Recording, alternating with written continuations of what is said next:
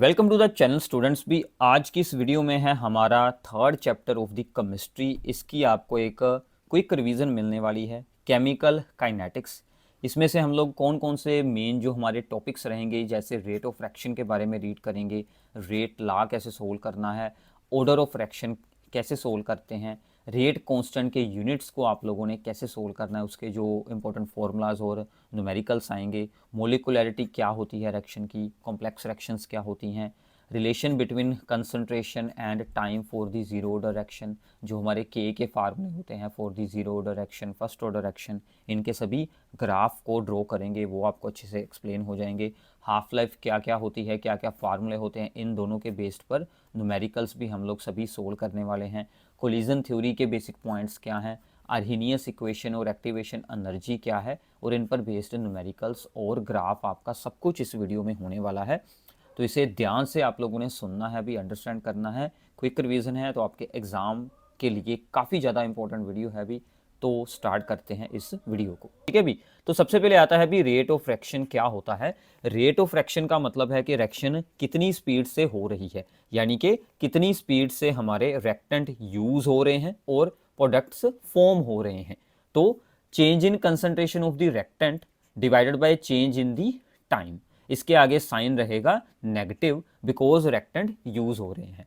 अगर प्रोडक्ट की फॉर्म में रिप्रेजेंट करना चाहते हैं तो change in the concentration of the product divided by change in the time, क्योंकि प्रोडक्ट फॉर्म हो रहे हैं, therefore this is the positive.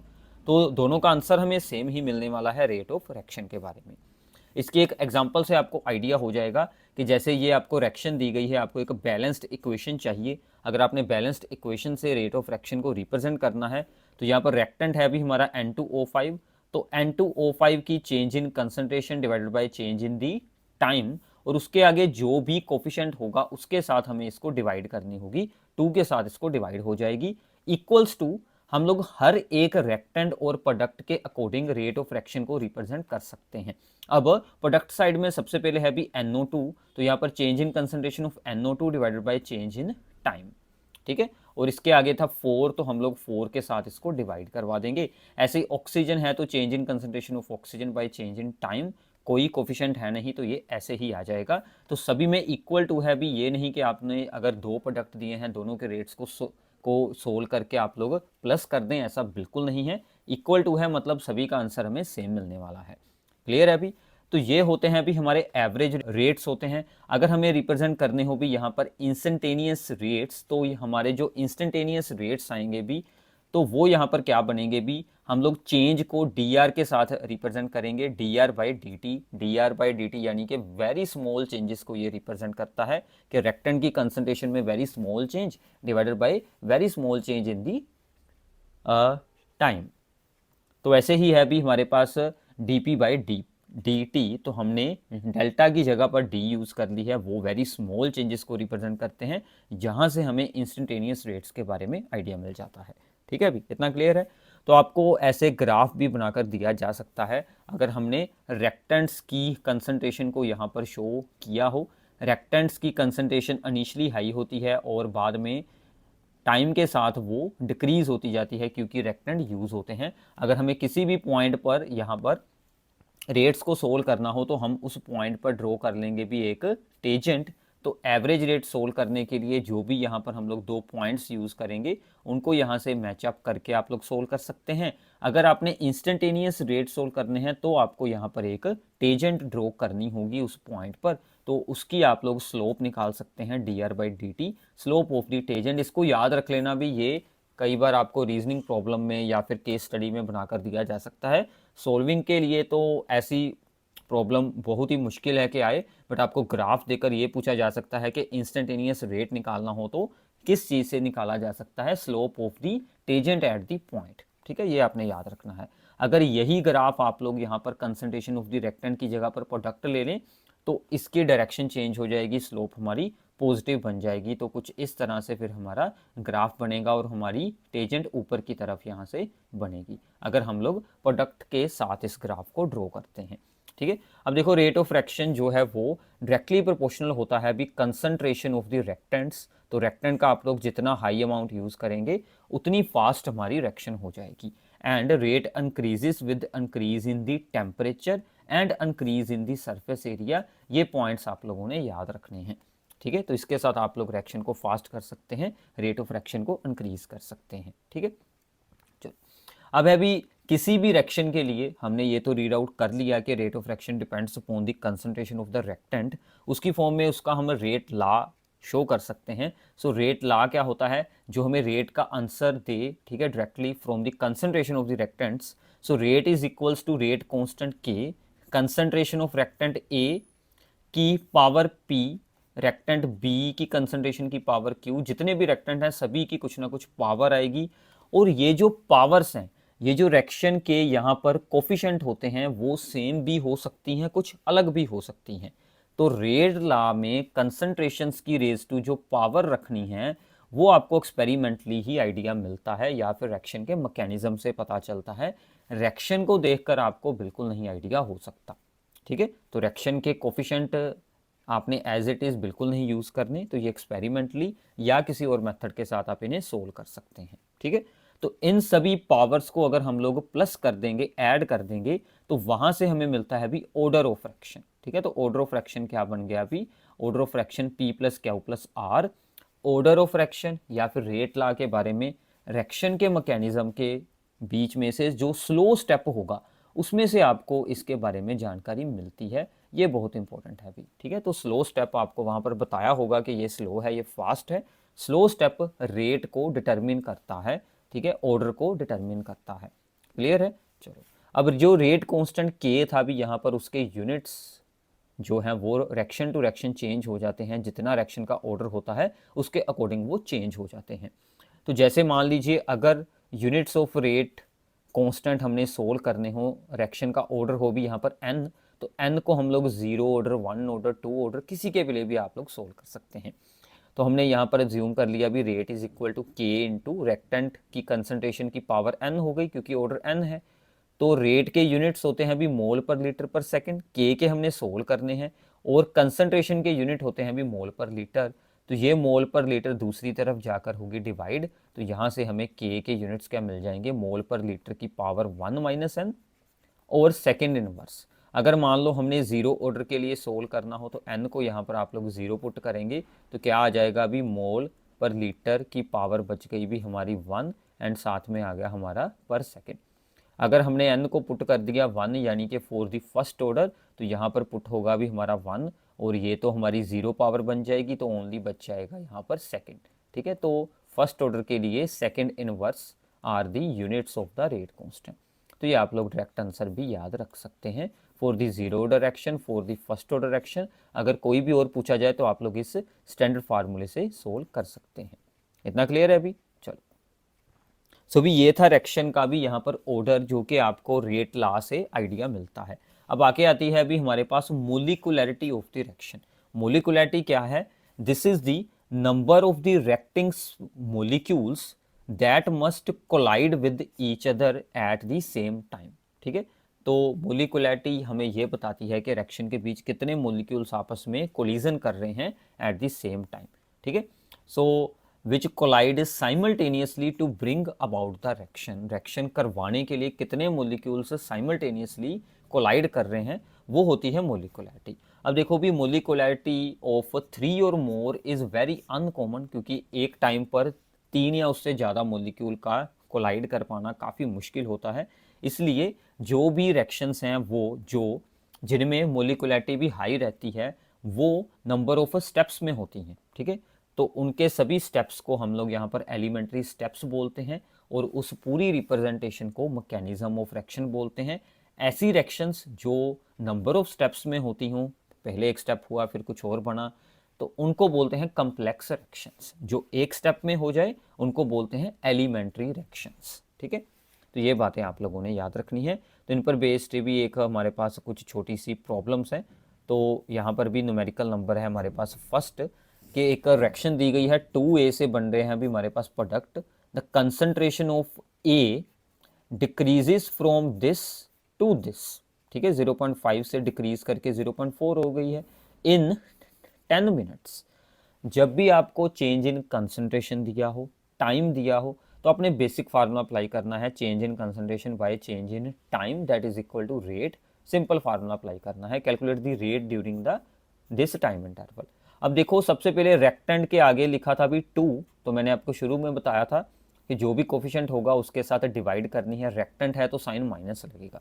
Change in concentration of A bye change in time, so -1/2। Change in concentration क्या हुई है अभी, हमने क्या करना है अभी, फाइनल माइनस इनिशियल, ठीक है। तो 0.4 minus 0.5 divided by the time, तो इसको सोल्व करेंगे आपको इजीली आंसर मिल जाएगा। यूनिट्स जो है अभी ऊपर हम थी हमारी कंसंट्रेशन, उसके थे मोल पर लीटर, टाइम दिया था इन मिनट्स, तो हमने सेम रख लिया। आप इसे सेकंड में भी चेंज कर सकते हैं, नो प्रॉब्लम। इतना क्लियर है? चलो ये तो हो जाएगा, अभी इजी था न्यूमेरिकल। इसके बाद एक और न्यूमेरिकल की स्टेटमेंट है अभी हमारे पास second, that is also very very important. Decomposition of the ammonia on the platinum surface is zero order reaction. तो इसकी एग्जांपल भी याद रख लेना, अमोनिया की decomposition on the platinum surface is a zero order reaction. What are the rates of the production of the N2 and H2 if a rate constant is this one? ठीक है। अब देखो भी अगर जीरो डायरेक्शन है, यानी कि रेक्टेंट्स की कोई भी पावर नहीं है, रेक्टेंट्स की पावर जीरो है इन द रेट ला, तो हमने rate of reaction which is equals to K into reactants की कंसंट्रेशन रेज टू पावर होती है, वो हमने पावर को यहाँ पर जीरो ज्यूम कर लिया। तो मतलब एक्चुअल में कुछ ऐसा आना था भी के इंटू अमोनिया जो हमारा रेक्टेंट है की पावर जीरो कर दी हमने, ये हमने रेट अज्यूम कर ली, ठीक है। तो अब किसी की भी पावर जीरो होगी तो वो बन जाएगा 1, तो यहाँ से ओनली के बच गया, तो के को हमने क्या अज्यूम कर लिया, वो हमको यहाँ पर ऊपर वैल्यू दी हुई थी, वो हमने एज इट इज यूज कर ली। क्लियर है? अब देखो रिएक्शन के अकॉर्डिंग, ठीक है, आपका रेट जो है वो क्या बनेगा, जो हमारा बेसिक फार्मूला होता है change in concentration of reactant by change in time वाला, तो हमने वो अप्लाई किया अभी। D of ammonia by D T is equals to, अब देखो अब N2 की बारी है अभी, D of N2 by D T. अब इसके आगे था 1/2, हमने इसको डिवाइड करना है तो ये रेसिप्रोकल में जाएगा, ये ऊपर जाकर 2 बन जाएगा। ऐसे ही हाइड्रोजन है तो D of H2 by D T, इसके आगे था भी हमारे पास 3/2, तो वो यहाँ पर रेसिप्रोकल होकर बन गया 2/3। इतना क्लियर है? चलो अब यहाँ से जो है अभी हमें रेट, ये वाला रेट और equal to this one ammonia वाला पार्ट, क्योंकि ये दोनों इक्वल हैं, ठीक है ना, ये चारों वैल्यूज इक्वल है, तो हम इनमें से कोई भी दो वैल्यूज को यूज कर सकते हैं, ठीक है। तो हमने जो सोल्व करना है, जो हमने N2 का रेट सोल्व करना था वो हमने यूज किया, और हमें रेट का आंसर दिया हुआ था, यहाँ पर भी रेट का आंसर, तो इन दोनों को हमने इक्वेट किया, रेट का आंसर पुट किया, 2 जो है वो इस तरफ आकर डिवाइड हो गया, तो हमने यहाँ से नाइट्रोजन की फॉर्मेशन का रेट सोल्व कर लिया। ऐसे ही हम फिर यहाँ पर हाइड्रोजन और इक्वल टू रेट रखकर उसको सोल्व कर लेंगे। तो आपने ऐसे दो चीज़ों को यूज़ कर कर इक्वेट कर कर सोल्व कर देना है, तो ऐसे आप इसे ईजिली सोल्व कर पाएंगे। इतना क्लियर है अभी? चलो तो आगे चलते हैं। इसके बाद है भी कुछ ग्राफ्स हैं, काफ़ी इंपॉर्टेंट हैं। अगर जीरो ऑर्डर एक्शन होगी तो रेट जो है वो रेक्टेंट की कंसंट्रेशन के साथ बिल्कुल नहीं चेंज होगा, क्योंकि वो जीरो ऑर्डर एक्शन है। आप रेक्टेंट का अमाउंट इंक्रीज करो डिक्रीज करो, रेट सेम रहेगा। अगर है हमारी यहाँ पर फर्स्ट ऑर्डर एक्शन, तो जैसे जैसे आप लोग रेट को इंक्रीज करेंगे, रेक्टेंट की कंसंट्रेशन को इंक्रीज करेंगे, रेट ऑफ रिएक्शन इंक्रीज होता जाएगा। सेकंड ऑर्डर में अगर आप लोग रेक्टेंट की कंसंट्रेशन के स्क्वायर के साथ रेट का ग्राफ बनाते हैं, तो वो आपका ऐसे स्ट्रेट लाइन बनने वाला है, ठीक है। चलो इसके बाद भी हाफ लाइफ के कुछ फार्मूले होते हैं। हाफ लाइफ होती क्या है कि जितने टाइम में हमारी रेक्टेंट की कंसंट्रेशन यूज होकर हाफ रह जाए और हाफ यूज हो चुकी हो, उस टाइम को बोलते हैं half life of the reaction. हर एक रिएक्शन की अपनी अपनी हाफ लाइफ है, उसके फॉर्मूले क्या है और उसके आपने ग्राफ भी याद रखने हैं। जीरो रिएक्शन के लिए हाफ लाइफ है initial concentration of the reactant R naught divided by 2k where k is the rate constant, और फर्स्ट ऑर्डर के लिए टी हाफ लाइफ है 0.693, ये लॉग की जो वैल्यूज को सोल्व करके आता है आंसर, ओवर k की वैल्यू, ठीक है। तो और सेकंड ऑर्डर के लिए भी आप लोग याद रख सकते हैं 1/k इंटू इनिशियल कंसंट्रेशन। अब इन सभी के अगर आप लोग ग्राफ बनाएंगे तो जीरो ऑर्डर में टी हाफ लाइफ और initial concentration of the reactant दोनों ही प्रोपोर्शनल में है, तो हमारा स्ट्रेट लाइन ग्राफ बन जाएगा। अगर टी हाफ लाइफ और initial concentration for the first order बनाते हैं, अब देखो फर्स्ट ऑर्डर के फार्मूले में इनिशियल कंसंट्रेशन है ही नहीं, देयरफॉर फर्स्ट ऑर्डर एक्शन का हाफ लाइफ इनिशियल कंसंट्रेशन से इंडिपेंडेंट रहता है। कुछ भी इनिशियल कंसंट्रेशन आप लोगों ने रखी हो, हाफ लाइफ हमारी सेम रहेगी। और for the second order action, अगर आपने reciprocal of the initial concentration रखा है तो हमारी हाफ लाइफ उसके साथ एक स्ट्रेट लाइन ग्राफ बनाएगी। इन ग्राफ्स की प्रैक्टिस भी अच्छे से कर लेना, एग्जाम में आने के बहुत सारे चांसेस होते हैं। ठीक है, इसके बाद आती हैं अभी हमारे पास pseudo chemical reactions. Pseudo chemical reaction क्या है? अभी जो रिएक्शन अपीयर होती हो कि हायर ऑर्डर की है बट एक्चुअली वो लोअर ऑर्डर की हो, उसको बोलते हैं सीडो केमिकल रिएक्शन। ठीक है, sorry, pseudo chemical reaction. Reactions which appears to be of the higher order but actually follows the lower order. For example pseudo first order reaction, जैसे कि हमने यहाँ पर इथाइल इथेनोएट है जो एक ईस्टर है, इसको वाटर में डिजोल्व किया, इसमें हमने एसिड ऐड किया होता है, मतलब ईस्टर में आपने वाटर ऐड किया और वहाँ से कार्बोक्सिलिक एसिड और अल्कोहल बन जाती है। देखो जो हमने वाटर ऐड किया है उसकी जो कंसंट्रेशन है वो ऑलमोस्ट कांस्टेंट रहती है। तो रिएक्शन अपीयर हो रही थी कि 2 रिएक्टेंट हैं तो ऑर्डर इसका 2 हो सकता है, बट एक्चुअल में इसका ऑर्डर होता है भी ओनली 1। तो ऐसे हमें इस रिएक्शन के बारे में आइडिया मिलता है, that is the pseudo chemical reaction. ठीक है, इसकी डेफिनेशन आ जाती है एग्जाम में, आप लोग एग्जाम्पल के साथ इसे एक्सप्लेन कर सकते हैं। ठीक है भी, चलो आगे है भी कुछ और छोटी छोटी प्रॉब्लम्स हैं। Find the order of the reaction. Rate हमें यहाँ पर दिया हुआ है, अगर आपको रेट ला दिया हो तो ऑर्डर सोल्व करना बिल्कुल ही सिंपल सी बात है। अभी जो रिएक्टेंट्स की कंसंट्रेशन की पावर्स हैं उनको आप लोगों ने प्लस कर देना है, इनको आपने प्लस किया तो ऑर्डर आपका 2 आ गया। कई बार ऑर्डर के बाद आपको यूनिट्स ऑफ रेट कांस्टेंट पूछे जाते हैं, तो मैंने ऊपर एक फार्मूला बताया था जो, ठीक है, रेट यूनिट्स सोल्व करने का रेट कांस्टेंट के, वो यूज़ कर कर आप लोग ऑर्डर के हिसाब से उसको सोल्व कर पाएंगे। ठीक है, वहाँ पर n की जगह पर 2 पुट कर देना तो आपको यूनिट्स मिल जाएंगे। ये भी बहुत इंपॉर्टेंट है अभी प्रॉब्लम आपकी, ये 4th वाली प्रॉब्लम। इसमें क्या है कि रिएक्शन एक आपको दी गई है क्या कि यहाँ पर H2O2 हाइड्रोजन परऑक्साइड की डिकम्पोजिशन हो रही है। मैकेनिज्म भी आपको स्टेटमेंट में दिया है, ये 2 स्टेप का मैकेनिज्म है। So therefore it is a complex reaction, क्योंकि ये 2 स्टेप में होती है। This is the complex reaction. ठीक है, ऐसी रिएक्शन को क्या बोलते हैं अभी? कम्प्लेक्स रिएक्शन, जो 2 स्टेप्स में हो। ये इसके एलिमेंट्री स्टेप्स हैं। Right the rate law and order. मैंने आपको बताया था रेट लॉ स्लो स्टेप से पता चलेगा, तो this is the slow step. Slow step में ये 2 रेक्टेंट आ रहे हैं, तो यानी कि दोनों के कोफिशिएंट भी हमारे पास 1 1 है। जो भी रेक्टेंट में कोफिशिएंट हो स्लो स्टेप में, वहीं से आपने रेट लॉ को बना लेना है। So therefore rate is equals to the H2O2 की कंसंट्रेशन की पावर 1 और आयोडाइड आयंस की पावर 1, तो ये आपका रेट बन जाएगा। और दोनों की पावर ऐड की तो हमें ऑर्डर भी यहाँ से 2 मिल जाएगा। ठीक है, तो ऐसे आपको स्लो स्टेप से रेट के बारे में आइडिया हो जाता है। इतना क्लियर है अभी? चलो, इसके बाद relation between the concentration and the time, के कंसंट्रेशन और टाइम के बीच अगर आपने फॉर्मूले सोल्व करने हो तो वो क्या बनते हैं? For the zero order reaction concentration at the time t is equal to minus k t. K है हमारा rate constant, t is time, plus R naught is the initial concentration. अगर आप इसको y is equal to m x plus c, जो कि हमारी straight line की equation होती है, उसके साथ अगर आप इसे कंपेयर करेंगे तो y एक्सिस पर आएगी भी r, x एक्सिस पर आएगा हमारा टाइम t। तो वहाँ से आपको ये स्ट्रेट लाइन ग्राफ जिसकी स्लोप है माइनस के, वो आप लोग फॉर्म कर सकते हैं। ठीक है, similarly for the first order action, ये सबसे इंपॉर्टेंट फार्मूला है भी, इन पर बेस्ड न्यूमेरिकल आता है। फर्स्ट ऑर्डर एक्शन के लिए फार्मूला बनता है भी रेट कांस्टेंट के के साथ लिखा है 1, यानी कि फर्स्ट ऑर्डर। आप लोग 1 ना शो करें, ओनली के लिख दें, वो भी सही है। 2.303 by T, that is the time, log initial concentration R naught divided by the R. R क्या है भी? Concentration at time T. अगर इसकी फॉर्म को हम लोग थोड़ा सा चेंज करें, न्यूमेरिकल में आप लोग यही यूज़ करेंगे, ग्राफ बनाने के लिए आप लोग ये दोनों फॉर्म्स यूज़ करेंगे। तो यहाँ पर अगर हमने नेचुरल लॉग लिया है तो यहाँ पर ln यानी कि बेस ई वाला log ln R is equal to minus k t plus ln R note.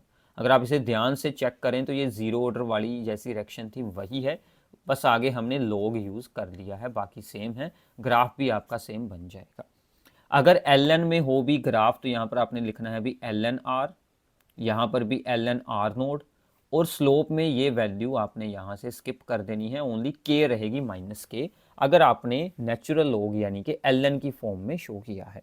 ठीक है, तो अगर आप लोग नेचुरल लॉग को चेंज कर देते हैं, लॉग ln होता है भी बेस ई वाला लॉग, और जो हम लोग सिंपली लॉग शो करते हैं उसका बेस रहता है भी दैट इज दी 10। उसमें चेंज करते हैं तो ये डिवाइड में एक वैल्यू आ जाती है 2.303। तो प्लस आता है भी log R0, फिर आप यही ग्राफ बनाएंगे और यही स्लोप के ओवर में 2.303 भी साथ में ही यूज़ होगा। तो इन ग्राफ्स की प्रैक्टिस कर लो भी, बहुत इंपॉर्टेंट है। शेप सेम है, सिर्फ एक्सिस की जो वैल्यूज़ हैं वही चेंज होती हैं। जीरो ऑर्डर में R वर्सेस T है और यहाँ पर log R वर्सेस T है, ठीक है। ऐसे ही अगर आपको गैस फेस में सभी रेक्टेंट्स और प्रोडक्ट्स दिए हों तो थोड़ा सा फार्मूला आप लोग चेंज कर सकते हैं। देन गैस फेस में 2.303/T सेम रहेगा, log initial pressure divided by 2 into initial pressure minus pressure at time T, ठीक है। तो ये वैल्यूज़ आपको स्टेटमेंट में दी होगी, वहाँ से आप इसे सोल्व आउट कर सकते हैं, ठीक है। अभी इतना क्लियर हो गया। न्यूमेरिकल इन पर बेस्ड कुछ हम लोग देखते हैं, जैसे ये है भी न्यूमेरिकल ईजी है। The rate constant of the first order action is this one, हमें के की वैल्यू यहाँ पर दी गई है, ठीक है। How much time will it take to reduce the initial concentration of the reactant to its 1/16 value, जो भी इनिशियली था बाद में उसका 16th पार्ट रह गया है, 1/16 वैल्यू रह गई है। तो R is the remaining concentration, always R जो हमने यूज करना है वो रिमेनिंग कंसंट्रेशन है। इनिशियल हमने एज्यूम कर ली A थी और बाद में A/16 बच गई है, हमने फार्मूला लगाया T is equal to 2.303/K log initial concentration by R। Initial हमने A एज्यूम की, बाद में बची A/16, A के साथ A हो गया अभी हमारा कैंसल, 16 चला गया ऊपर क्योंकि वो डिवाइड में था, तो वहाँ से आ गया अभी log 16। log 16 आप लोग इजीली सोल्व कर सकते हैं, log 16 यानी कि log 2 की पावर 4, तो log 2 की पावर 4 है, 4 आगे आ गया यानी कि 4 इंटू log 2। log 2 का आंसर आप लोग याद रख लेना, उसके साथ इसको मल्टीप्लाई कराएंगे, 0.3010 होता है, उसको 4 के साथ आपने मल्टीप्लाई की तो ये आंसर बन जाएगा, इसको मल्टीप्लाई करके आप इसे सोल्व कर सकते हैं, ठीक है। अब कैलकुलेशन पार्ट की आप लोग खुद प्रैक्टिस कर सकते हैं, तो इसमें कुछ खास इशू है नहीं, प्रैक्टिस आपको एक बार थोड़ी सी मेहनत तो ज़रूर करनी होगी भी, ठीक है। ऐसे आगे एक और प्रॉब्लम है, if first order action takes the 40 minute for 30% decomposition, calculate the half life, ठीक है। तो 40 मिनट्स में उसकी 30% डिकम्पोजिशन होती है, हमने यहाँ से के सोल्व कर लेना है, हमें टाइम दिया गया है, डिकम्पोजिशन हुई है 30%। जब भी आपको परसेंटेज में दी गई हो प्रॉब्लम, अब देखो भी डिकम्पोजिशन यानी कि अगर शुरू में 100 होगा तो हमारा 30% डिकम्पोज हो चुका है, बचा कितना है अभी फिर 70%, तो हमने 70 रिमेनिंग कंसंट्रेशन है, इनिशियल थी हमारी 100, तो हमने फार्मूला लगाया के का 2.303 टाइम T 40, लोग में R0 100, बाद में कितनी बची 70, तो यहाँ से इसे सोल्व करेंगे तो यहाँ पर बच गया अभी log 10/7, तो जब डिवाइड में होगा वो क्या लिखेंगे, log 10 माइनस log 7, ठीक है। log 10 की वैल्यू 1 और log 7 की वैल्यू आपको स्टेटमेंट में दी जाएगी अब से एग्जाम में, अदरवाइज आपको log टेबल दे दिया जाएगा, वहाँ से आपने रीड कर कर log 7 की वैल्यू इसमें से माइनस कर देनी है, उसका आंसर यहाँ पर यूज़ करेंगे, मल्टीप्लाई करके ये आंसर बन जाएगा, ठीक है। अभी अब हमने आगे निकालनी थी हाफ लाइफ, तो हाफ लाइफ क्या होती है, that is first order action है तो 0.693/K इसका यह फॉर्मूला है, मैंने आपको ऊपर बताया था, ठीक है। तो इसमें K का हमने आंसर यूज़ किया, इसको डिवाइड किया तो आंसर आ जाएगा दिस वन, ठीक है। अभी तो ऐसे अगर आप लोग इनकी प्रैक्टिस करेंगे, थोड़ी सी इसकी कैलकुलेशन की सोल्विंग सीख लें तो आपको इजीली ये न्यूमेरिकल्स आ जाएंगे, ठीक है। अभी आगे एक और एक्शन है जो कि मैंने आपको गैस फेस का फार्मूला ऊपर बताया था, वो है, तो following data will be obtained during the first order thermal decomposition of the SO2Cl2 at a constant volume this one, ठीक है। एक्सपेरिमेंट उसने 2 बार भी किया है, at time T0 total pressure है 0.5, this is the initial pressure, ठीक है। At time 100 second तो प्रेशर ये है भी, this is the PT at time T हमारा टोटल प्रेशर, ठीक है भी। तो हमने सोल्व क्या करना है, calculate the rate of reaction when total pressure is this one, हमने रेट ऑफ रिएक्शन निकालना है जब इतना टोटल प्रेशर होगा, वो बाद में देखेंगे, पहले हम लोग रेट कांस्टेंट सोल्व करते हैं, K की वैल्यू होगी तो ही हम लोग आगे कुछ सोल्व यहाँ से कर पाएंगे, ठीक है भी। चलो, तो फर्स्ट ऑर्डर एक्शन है, ठीक है, वो हमने स्टेटमेंट में हमको दिया हुआ था, तो टाइम T0 पर जो हमारा प्रेशर है that is the initial pressure, time T 100 second पर जो प्रेशर है दैट इज़ द PT, हमने K का फार्मूला लगाया, ऊपर मैंने आपको प्रेशर जो गैस फेस वाला फार्मूला बताया था, तो PI/2 PI माइनस PT। अब देखो ये एक फार्मूला जो है ये एक स्टैंडर्ड फॉर्म है, अगर रिएक्शन में कुछ भी मल्टीप्लाई ना हो रहा हो, यानी कि इस फॉर्म की रिएक्शन है A से B + C बन रहे हैं, तो आप ये फार्मूला डायरेक्ट अप्लाई कर सकते हैं। अगर यहाँ पर कुछ 2b वगैरह या कुछ a के साथ कुछ 2 लग गया या b के साथ कुछ लग गया, देन ये फार्मूला आप लोग बिल्कुल नहीं लगाएंगे, फिर आपको सेपरेटली सोल्व करना होगा। वो मैंने इस चैप्टर की कंप्लीट वीडियोस में एक्सप्लेन किया हुआ है, वहाँ से आप लोग उन्हें देख सकते हैं। ठीक है भी, चलो। तो मोस्टली यही प्रॉब्लम आती है, यही आपने याद रखना है। तो हमने आंसर फिल किए पी और पी के, लो की वैल्यू को आप लोगों ने अब सिंप्लीफाई कर लेना है, तो वहाँ से हमारा आंसर बन जाएगा। इतना क्लियर हो गया? चलो, अब उसने पूछा था कि आप लोग रेट ऑफ फ्रैक्शन निकालिए जब पीटी की वैल्यू हो 0.65। PT is the total pressure, ठीक है। तो जब टोटल प्रेशर हमारा 0.65 हो, उस टाइम पर हमने जो हमारा रेक्टेंट है उसका प्रेशर सोल्व करना है, ठीक है। जो हमारा रेक्टेंट है उसका प्रेशर क्या बनेगा अभी, 2 माइनस पी, ठीक है। वही जो हमने डिवाइड में रखी थी वैल्यू, तो इसमें आंसर पुट किए तो वहाँ से हमें वैल्यू मिल गई 0.35 ATM। तो rate is equals to K into pressure of the reactant जो वहाँ पर उस टाइम पर होगा। तो के की वैल्यू हमने ऊपर खुद सोल्व की थी, प्रेशर ऑफ द रेक्टेंट भी हमने यहाँ से खुद सोल्व कर लिया है, तो वहाँ से आपको आंसर मिल जाएगा। ठीक है भी, तो ऐसे आप इन प्रॉब्लम्स को सोल्व कर पाएंगे। बिल्कुल भी यहाँ पर सिंपल सा काम है। क्लियर है अभी? चलो, तो इसके बाद भी एक यहाँ पर इनिशियल रेट मेथड के ऊपर प्रॉब्लम है, ये भी काफ़ी इंपॉर्टेंट है। इसमें हमें 4 एक्सपेरिमेंट बताए गए हैं, ठीक है। ऊपर एक रिएक्शन बताई गई है, हमने इसका रेट ला बनाना है। अब देखो, मैंने आपको पहले ही बता दिया था कि रिएक्शन से तो हमें पावर्स के बारे में आइडिया होगा नहीं, तो हमने अज्यूम कर लिया कि रेक्टेंट ए की पावर पी है और बी की पावर क्यू है, यही हमने सोल्व करना है। अब आपने यहाँ पर क्या देखना है, ये है ए की इनिशियल कंसंट्रेशन, ठीक है, और ये है बी की इनिशियल कंसंट्रेशंस, ठीक है। वो दो वैल्यूज़ आपने उठानी है जिसमें जो है अभी एटलीस्ट ए और बी में से कोई एक कंसंट्रेशन सेम हो। जैसे अगर हम लोग इन दोनों को देखें तो इन दोनों में बी की कंसंट्रेशन सेम है और ए की हमारी डिफरेंट है, तो ये इनके रेट के आंसर्स दिए गए हैं। ये वैल्यूज़ हमने अपने रेट लॉ में यूज़ की, ठीक है। तो rate law for the first experiment के ए की कंसंट्रेशन, बी की कंसंट्रेशन और इक्वल टू रेट, ये सारी वैल्यूज़ जो हमारी फर्स्ट एक्सपेरिमेंट की हैं ये हमने यूज़ कर ली। इसके साथ अब आप लोगों ने फोर्थ एक्सपेरिमेंट की वैल्यूज़ को यूज़ कर लेना है, ये सभी वैल्यूज़ आ गई। अब इनका आप लोगों ने रेशो करना है, जब आप इनको डिवाइड करेंगे तो जो सेम वैल्यूज़ है वो आपस में सोल आउट हो गई, तो यहाँ से आप लोग इनको भी सोल्व करेंगे, तो यहाँ से आपको 4 मिल गया, ठीक है। तो यहाँ से 0.4 मिलना था, तो वो बाद में यहाँ पर डिवाइड होकर जो है, ठीक है, एक जीरो ऊपर चली गई तो हमें 4 मिल गया। तो यहाँ से आप लोग इसको भी सोल्व किया, तो ये आपका 4 की power p is equal to 4। तो अगर बेस सेम है तो हमने पावर्स को इक्वेट किया तो p की पावर 1 बन गई, ठीक है भी। तो ऐसे ही अगर हम लोग यहाँ से सेकंड एक्सपेरिमेंट और थर्ड एक्सपेरिमेंट को इक्वेट करें तो x की वैल्यूज़ हमारी सोल आउट हो जाएंगी, तो y की वैल्यूज़ डिवाइड होकर यहाँ से दूसरी जो हमारी पावर है अभी q, वो हमारी सोल्व हो जाएगी, ठीक है। तो रेट 2 और 3 की वैल्यूज़ हमने यूज़ की, ठीक है। डिवाइड करेंगे, ये दोनों वैल्यूज़ हमारी कैंसिल हो गई, तो ऐसे हमें यहाँ से इक्वेशन बनाकर q की वैल्यू मिल गई।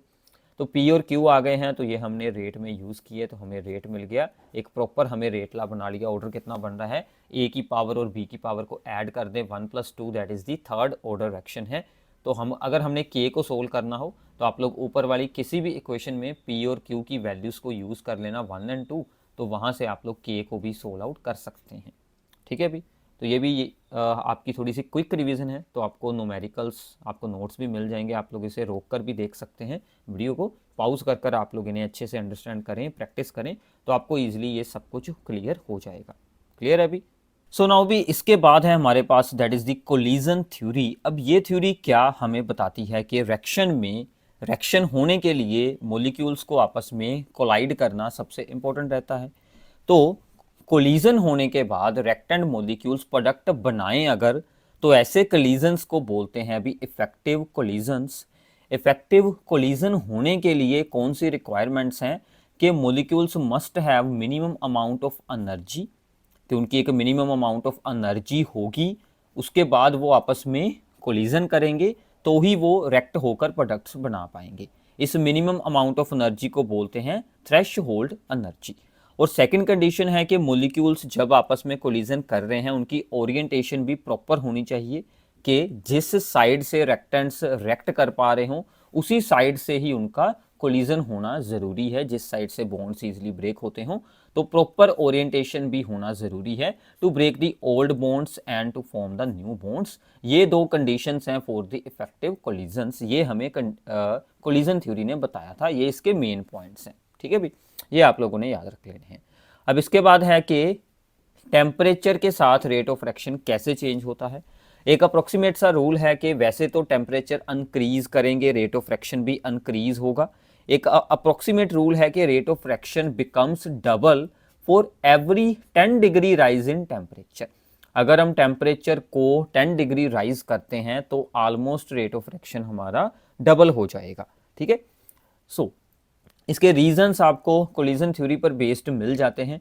कोलिजन फ्रीक्वेंसी इंक्रीज हो जाती है, यानी कि नंबर ऑफ द कोलिजन्स पर second per unit volume increase हो जाते हैं, क्योंकि हमने टेम्परेचर इंक्रीज किया तो ज़्यादा कोलिजन होने शुरू हो जाएंगे। एंड मोलिक्यूल्स की एनर्जी भी हाई हो जाती है, और जो एक उसका बैरियर होता है कि इसके ऊपर एनर्जी होगी तभी प्रोडक्ट बन सकते हैं, उस बैरियर को ज़्यादा मोलिक्यूल्स का जो फ्रैक्शन है वो क्रॉस कर लेता है। So fraction of molecules having energy greater than equal to the threshold energy increases। तो threshold energy वाले molecules की फ्रैक्शन इंक्रीज हो जाती है, जिसके कारण overall rate of fraction increase हो जाता है, ठीक है। तो ऐसे आप इसको एक ग्राफ के साथ भी रिप्रेजेंट कर सकते हैं कि जैसे यहाँ पर ग्राफ में है अभी फ्रैक्शन ऑफ मोलिक्यूल्स, ये था लो टेम्परेचर, ये था हाई टेम्परेचर, और हमारा एनर्जी बैरियर इस पॉइंट पर है। जो लो टेम्परेचर पर सिर्फ इतना पार्ट ही इस बैरियर से आगे था, ठीक है ना, थ्रेशोल्ड एनर्जी से आगे था, और हाई टेम्परेचर करने पर इतना पार्ट और आगे आ गया, ठीक है। जितना हमने शेड किया है ब्लैक पोर्शन में सारे का सारा, वो हाई टेम्परेचर होने के बाद जो है वो मोलिक्यूल्स जो कि अब इफेक्टिव कोलिजन्स बना सकते हैं वो इंक्रीज हो जाते हैं। ऐसे हमारी जो कर्व है वो यहाँ पर आगे को शिफ्ट हो जाती है, ठीक है। तो ये आप लोगों ने अंडरस्टैंड ज़रूर कर लेना है। तो आगे चलते हैं अभी the most important topic, that is the Arrhenius equation, ठीक है। आर्हेनियस इक्वेशन हमें क्या बताती है, पहले उसने एक्टिवेशन एनर्जी के बारे में बताया है कि अब देखो भी मोलिक्यूल्स को रेक्ट करने के लिए मिनिमम एनर्जी चाहिए, that is the threshold energy. So मान लीजिए हमारी थ्रेशोल्ड एनर्जी यहाँ पर है, ठीक है, थ्रेशोल्ड एनर्जी, और मोलिक्यूल्स की अपनी एनर्जी यानी कि रेक्टेंट्स की एनर्जी अभी यहाँ पर है। तो यहां तक पहुंचने के लिए कितनी एक्स्ट्रा एनर्जी उन्हें और ऐड करनी होगी, that is known as the activation energy, ठीक है। तो एक्टिवेशन एनर्जी, रेक्टेंट्स जो एनर्जी जो है वो रेक्टेंट्स को सप्लाई करनी होगी ताजो वो थ्रेशोल्ड एनर्जी के ऊपर चले जाएं और रिएक्शन हो पाए, उसको बोलते हैं अभी एक्टिवेशन एनर्जी। तो इसका फार्मूला क्या बन गया अभी, थ्रेशोल्ड एनर्जी माइनस रेक्टेंट्स की एनर्जी। अगर एक्टिवेशन एनर्जी लो होगी तो रिएक्शन फास्ट होगी, अगर हाई एक्टिवेशन एनर्जी होगी तो रिएक्शन स्लो होगी। तो एक्टिवेशन एनर्जी को यूज़ करके आर्हेनियस ने अपनी एक इक्वेशन बनाई है, that is known as the Arrhenius equation. This is k, that is the rate constant is equal to A, एक कांस्टेंट है, आर्हेनियस फैक्टर बोलते हैं इसको, e raise to power minus E A upon R T, ठीक है। तो ये equation भी अच्छे से याद रख लेना, k is equals to rate constant is equal to a into E raise to power minus E A over R T, ये सब कुछ पावर में है, ठीक है। सो ये जो ई रेज टू पावर वाला टोटल पार्ट है इसको बोलते हैं fraction of the molecules with energy equal to और greater than the E A, ठीक है। कि वो सभी मोलिक्यूल्स आप यहाँ से सोल्व कर पाएंगे जिनकी एनर्जी इक्वल टू और ग्रेटर देन ई ए है, वो हम इस पार्ट से सोल्व कर सकते हैं। अगर हम इस इक्वेशन के बोथ साइड लेते हैं अभी लॉग, तो हमें ये आंसर मिल जाता है। इसको सिंप्लीफाई करके आप लॉग लेकर इसको इस इक्वेशन में चेंज कर सकते हैं, और इसका अगर आप लोग ग्राफ बनाएंगे तो वाई एक्सिस पर रहेगी हमारी लॉग के, और एक्स एक्सिस पर रहेगा हमारा 1/t, ठीक है। तो ये हमारे एक्स एक्सिस ये हो गया वाई एक्सिस, और हमारी स्लोप आ गई भी minus E A upon 2.303 R, और यहाँ पर जो इंटरसेप्ट होगा that is the log A. अब यहाँ पर भी सेम है, अगर हम लोग लॉग को नेचुरल लॉग में चेंज कर लें तो क्या होगा भी, ये 2.303 यहाँ से हट जाएगा और स्लोप हमारी माइनस ई अपॉन आर रह जाएगी, और लॉग की जगह पर हम लोग एल एन यूज़ कर लेंगे, that is the natural log. तो ये भी आप लोगों ने खुद अब ध्यान में रखना है, उसको साथ में अभी अभी सोल्व कर लेना, ठीक है।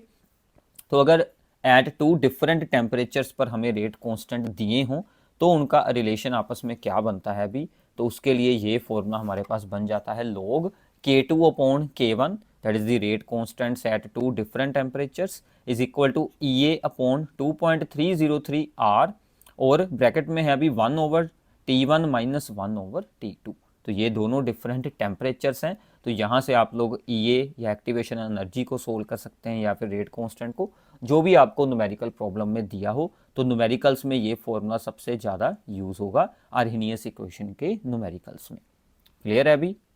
चलो तो आगे चलते हैं, इसके कुछ न्यूमेरिकल्स को सोल्व करते हैं अभी वन बाय वन।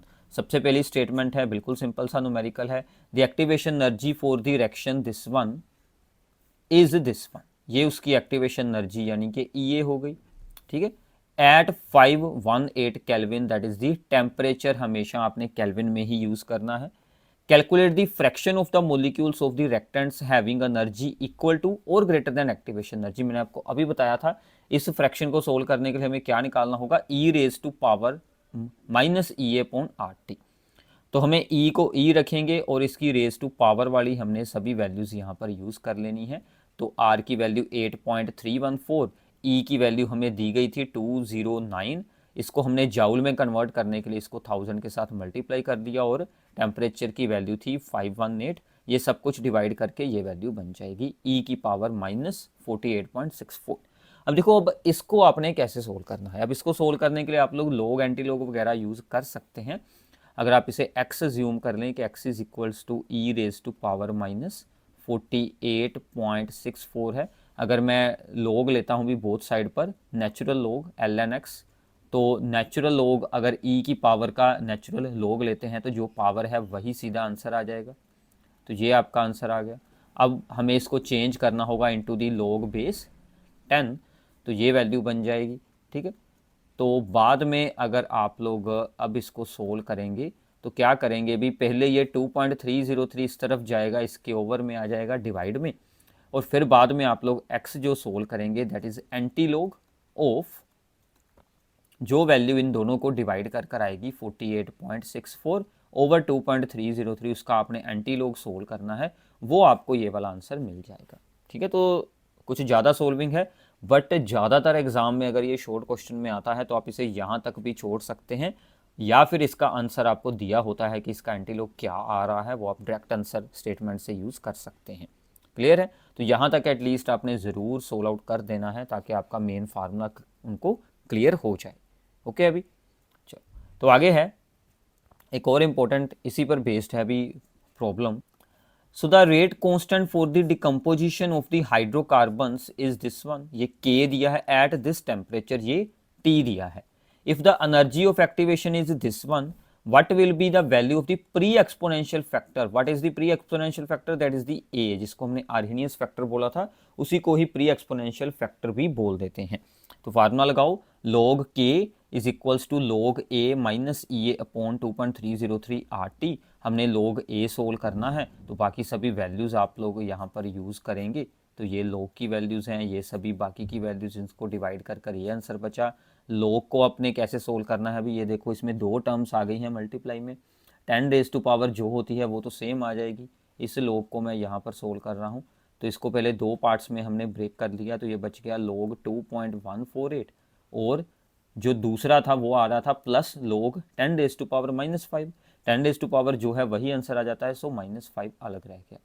अब ये log 2.148 या तो आपको स्टेटमेंट में इसकी वैल्यू दी होगी या फिर आपको log टेबल दिया जाएगा, वहाँ से आप इसको रीड करेंगे, वो यूज़ करके इसको सोल्व करके ये आंसर बचेगा -4.668। और ये वाली टर्म तो आपको सारी की सारी भी सोल्व करनी होगी, डिवाइड करनी होगी। आप इन्हें अप्रॉक्सीमेट कर सकते हैं, जैसे इन दोनों को मल्टीप्लाई किया 2.303 और इसको, इन दोनों के आपने डेसिमल के बाद सिर्फ दो प्लेसेस तक यूज़ कर लें, ठीक है, 2 प्लेसेस, तो उसकी मल्टीप्लाई करके राउंड ऑफ कर लें। तो ऐसे आप लोग इसको थोड़ा सा ईजिली सिंप्लीफाई कर सकते हैं। तो ये आप बाद में ये आंसर बन जाएगा। इसका एंटीलॉग करना है। एंटीलॉग का रूल क्या होता है, अभी पॉइंट के आगे जो वैल्यू होगी वो सीधी पावर में चली जाएगी, और हमें सिर्फ इस 5400 का एंटीलॉग रीड करके यहाँ पर आंसर लिखना है। तो इसमें भी फिर सेम है, जहाँ पर भी लोग एंटीलॉग आ रहा है अभी, वो या तो स्टेटमेंट में आंसर दिए होंगे या फिर आपको लोग और एंटीलॉग के टेबल्स प्रोवाइड किए जाएंगे। आप उनको रीड करना सीख लेना, उसके लिए मैंने सेपरेट वीडियो बनाई हुई है, वहाँ से आप इसे देख सकते हैं।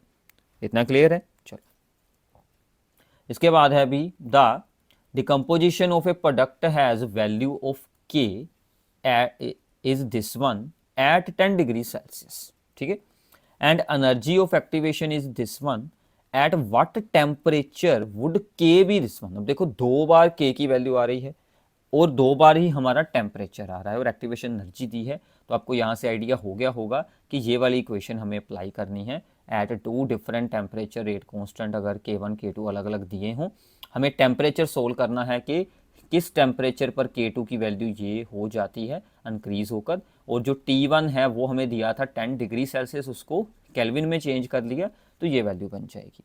और एक्टिवेशन एनर्जी है हमारी किलो जाउल में, इसको अपने जाउल में कन्वर्ट कर लेना है। सभी आंसर यहाँ पर यूज़ करें। हमने T2 सोल्व करना है तो T2 हमारा एज इट इज़ यहाँ पर रहने वाला है, बाकी सभी वैल्यूज़ हमने यहाँ पर यूज़ कर ली हैं, ठीक है। अब देखो लॉग में जो कुछ आ रहा है उसको आपने डिवाइड कर लेना है, ठीक है। ये पूरी सोल्विंग करना तो ये वैल्यू आएगी। अब फिर से वही बात है, या तो इसकी वैल्यू स्टेटमेंट में दी होगी या स्टेटमेंट में जो लॉग की वैल्यूज़ दी हैं उसके हिसाब से आपने अपनी कैलकुलेशन को आगे प्रोसीड करना है। आप इसको इन दोनों के लॉग को सेपरेटली भी शो कर सकते थे, ठीक है ना। सो वो आ जाता log 1.5 माइनस log 4.5, ऐसे भी आप इन्हें यूज़ कर सकते थे। जीरोस को पहले सोल्व आउट कर लेना, ठीक है। तो यहाँ से log का आंसर हमने यूज़ किया और इस तरफ जो भी वैल्यू आई थी इन सभी को सोल्व करके ये उधर जाएगी भी डिवाइड में, तो ये वैल्यू बन गई। डिवाइड करेंगे, अब इतनी बड़ी डिवाइड आपने बिल्कुल नहीं करनी भी, इनको राउंड ऑफ कर लो। एटलीस्ट डेसिमल के बाद अगर आप लोग अप टू 3 प्लेसेस तक सोल्व कर सकते हैं तो बहुत अच्छा है, अदरवाइज एटलीस्ट आप 2 प्लेसेस तक तो ज़रूर रखें। इसको भी 2 प्लेसेस तक रख के आप इसके साथ डिवाइड कर लें तो ये आंसर मिल जाएगा। अब अगर ऐसा कुछ आंसर आ रहा हो 0.000 तो up to 3 non zero numbers तक सोल्विंग करो तो आपका आंसर एक्यूरेट बन जाएगा। तो ये वैल्यू आ गई। अब ये सारी की सारी वैल्यू इस तरफ जाएगी, ठीक है ना, इसके साथ होगी जाकर मल्टीप्लाई, तो वहाँ से ये आंसर मिला। तो ऐसे आप लोग T2 को सोल्व कर सकते हैं, ठीक है। सो थोड़ी सी कैलकुलेशन भी इसमें डिफ़िकल्ट होती है, बट ये पार्ट तो अब आपको खुद करना ही होगा। बट एटलीस्ट स्टेटमेंट से रीड कर कर इन्फॉर्मेशन लिखो, फार्मूला अप्लाई करो, फार्मूले में सभी आंसर्स को आप लोगों ने फिलअप करना है और जितनी हो सके उतना आपने इस न्यूमेरिकल को सोल्व ज़रूर कर लेना है। क्लियर है? अगर अच्छी प्रैक्टिस कर लोगे तो ये कैलकुलेशन भी आपसे ईजिली हो जाएगी। तो आगे चलते हैं। अभी ये एक न्यूमेरिकल है, ये आप लोगों ने खुद रीड आउट करना है, बिल्कुल सिंपल है। इसमें हमें एक इक्वेशन दी गई थी, हमने इस इक्वेशन को अपने स्टैंडर्ड फार्मूले के साथ कंपेयर करके, ठीक है ना, जो जो वैल्यूज़ हैं यहाँ पर, जैसे यहाँ पर t है तो यहाँ से t हट गया, यहाँ से log a की वैल्यू ये वाली बन जाएगी और ये सारी की सारी वैल्यू भी EA/2.303 r की बन जाएगी। तो वो हम यहाँ से EA को सोल्व कर सकते हैं। ऐसे कई बार कंपैरिजन वाले भी न्यूमेरिकल आ जाते हैं, ठीक है। नोट्स भी आपको मिल रहे हैं और यहाँ से भी आप लोग इसे पाउज करके खुद सोल्व कर सकते हैं, ठीक है भी। चलो तो आगे चलते हैं। प्रोग्रेस ऑफ फ्रैक्शन, ठीक है। अब देखो भी कुछ रिप्रेजेंटेशंस हैं इसमें। प्रोग्रेस ऑफ फ्रैक्शन को कैसे रिप्रेजेंट करते हैं कि जैसे मान लो एक रेक्टेंट ए है और साथ में कुछ B2 है, हो रहा रेक्ट। अब क्या होगा भी, जब रिएक्शन हो रही होगी इंटरमीडिएट स्टेट बनेगी, एक्टिवेटेड कम्प्लेक्स बनेगा। वो कम्प्लेक्स जो रेक्टेंट और प्रोडक्ट के बीच वाली स्टेट को शो करता है जब रिएक्शन में बॉन्ड्स, न्यू बॉन्ड फॉर्म होने शुरू होते हैं और ओल्ड बॉन्ड ब्रेक होने शुरू होते हैं। अब यहाँ से ए बी के साथ बॉन्ड बनाना शुरू कर चुका है और बी अपना ओल्ड बॉन्ड ब्रेक होना शुरू हो चुका है। तो बाद में ए का बॉन्ड बी के साथ बन जाएगा और दूसरा बी यहाँ से रिमूव हो जाएगा। ऐसे हमें प्रोडक्ट्स मिलते हैं। अब देखो इसके अकॉर्डिंग उन्होंने क्या एक्सप्लेन किया है कि जो शुरू में रेक्टेंट्स की एनर्जी होती है, रेक्टेंट्स में एक्टिवेशन एनर्जी हम लोगों ने जब ऐड की तो उसकी एनर्जी हाई होती है और वो एक एक्टिवेटेड कम्प्लेक्स स्टेट में चला जाता है। इसी एक्टिवेटेड कम्प्लेक्स स्टेट में न्यू बॉन्ड फॉर्म होते हैं और ओल्ड बॉन्ड ब्रेक होने हैं, और ब्रेक होने के बाद और न्यू बॉन्ड फॉर्म होने के बाद फिर से एनर्जी अपनी वापस, ठीक है, लोअर स्टेट में आ जाती है जो कि प्रोडक्ट्स की एनर्जी होती है, ठीक है। तो ऐसे अगर रेक्टेंट्स की एनर्जी प्रोडक्ट से हायर रहे तो इसका मतलब है भी एनर्जी लॉस हुई है, तो हमारी एक्सोथर्मिक रिएक्शन होगी। अगर प्रोडक्ट की एनर्जी रेक्टेंट से हाई रही तो हमारी यहाँ पर एंडोथर्मिक रिएक्शन होगी, यानी कि एनर्जी यहाँ पर है भाई वो गेन हुई है, ठीक है। तो ऐसे आप दोनों के ऐसे ग्राफिकल रिप्रेजेंटेशंस बनाकर प्रोग्रेस ऑफ फ्रैक्शन को रिप्रेजेंट ये कर सकते हैं, ठीक है। सिंपल है भी। तो रिएक्टेंट्स में एक्टिवेशन एनर्जी ऐड होकर एक्टिवेटेड कॉम्प्लेक्स बनाने के लिए उसे एक्टिवेशन एनर्जी चाहिए, वो बाद में वहाँ पर रिएक्शन को प्रोसीड कर दोबारा फिर से प्रोडक्ट्स बना देता है। क्लियर है? ऐसे भी अगर हम रिएक्शन में यूज़ कर लें, that is the catalyst use कर लें, तो क्या होता है भी, कैटलिस्ट क्या करता है, रिएक्शन को प्रोसीड होने के लिए एक न्यू पाथ देता है। मतलब वो खुद एक्टिवेटेड कॉम्प्लेक्स में ज्वाइन होकर उसको ईजिली फॉर्म कर देता है एट लोअर एनर्जी, जिसके साथ रिएक्शन हमारी फास्ट हो जाती है। तो A+B में हमने कोई कैटलिस्ट C ऐड किया, वो खुद एक्टिवेटेड कॉम्प्लेक्स बनाने में उनको, ठीक है ना, उसमें यूज़ हो गया, उसने एक्टिवेटेड कॉम्प्लेक्स बनाया जो कि लो एनर्जी का था, फिर वो बाद में खुद ही उसमें से रिमूव हो गया और A को B के साथ उसने ज्वाइन करवा दिया, ऐसे उसने प्रोडक्ट ईजिली बना दिए। तो ये थी रिएक्टेंट की एनर्जी। अब पहले यहां तक जाकर एक्टिवेटेड कॉम्प्लेक्स बनता था, अब लोअर एनर्जी पर जाकर ही एक्टिवेटेड कॉम्प्लेक्स बन रहा है, यानी कि इसने एक्टिवेशन एनर्जी को लो कर दिया है। तो कैटलिस्ट को यूज करने का सबसे बड़ा क्या हमारा यूज है कि it lowers the activation energy. ये आपने पॉइंट याद रखना, ये आपको असर्शन, रीजन या एमसीक्यू में पूछ सकते हैं। कैटलिस्ट क्या करता है, एक न्यू पाथ प्रोवाइड करता है और एक्टिवेशन एनर्जी को लो कर देता है, जिसके साथ हमारा एक्टिवेटेड कॉम्प्लेक्स लोअर एनर्जी पर फॉर्म होकर प्रोडक्ट्स को बना देता है। ठीक है, ये इक्विलिब्रियम की पोजीशन को बिल्कुल नहीं शिफ्ट करता। ये कुछ पॉइंट आपने इसके बारे में याद रखने हैं। It does not shift the position of equilibrium, it lowers the activation energy to same extent for both forward and backward direction. Forward और बैकवर्ड डायरेक्शन दोनों में ही ये सेम काम करता है, दोनों को स्पीड अप करता है। और ये हाईली स्पेसिफिक होते हैं भी, हर रिएक्शन के लिए अलग अलग कैटलिस्ट यूज होता है। And it does not change the enthalpy of reaction, यानी कि एक्सोथर्मिक है, एंडोथर्मिक है, कितनी एनर्जी लॉस या गेन होनी है, वो सब कुछ सेम रहेगा, बिकॉज ये सिर्फ एक्टिवेशन एनर्जी को ही लो करता है, रिएक्टेंट और प्रोडक्ट की एनर्जी को डिस्टर्ब नहीं करता। तो ये सब कुछ आपने इसके बारे में याद रखना है। सो भी ये था आपका थर्ड चैप्टर। इसके आपको नोट्स मिल जाएंगे, उसमें कुछ और प्रॉब्लम्स आपके लिए दी हुई हैं सोल्व करने के लिए, वो आप लोग वहाँ से ज़रूर प्रैक्टिस करना, तो आपकी अच्छे से इस चैप्टर की प्रेपरेशन हो जाएगी। So thanks for watching this video. ऐसे ही आपको बाकी सभी चैप्टर्स की वीडियोज़ भी हमारे चैनल पर मिलती रहेंगी। Thank you.